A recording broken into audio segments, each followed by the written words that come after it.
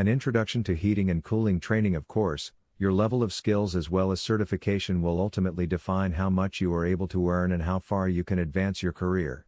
After proper heating and cooling training and with some experience behind you, it is reasonable to hope that you can earn as much as $50,000 per year. In order to take your training course, it may first be necessary to have EPA 608 certification. This certification is an EPA requirement as it shows that you can handle basis heating and cooling jobs. Such a certificate is however not meant to help you troubleshoot heating and cooling problems or even systems. It is required to ensure your safety as well as of the ozone layer because of the presence of different refrigerants which may destroy the precious ozone layer.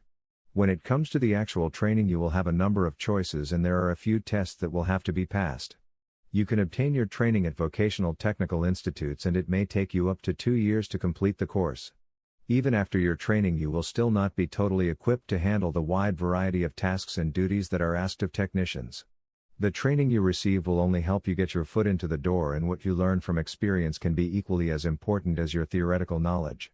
Once your training is completed, you can then look for employment in a variety of fields, and if you have specialized on special aspects of your trade, then you can get better jobs in that field.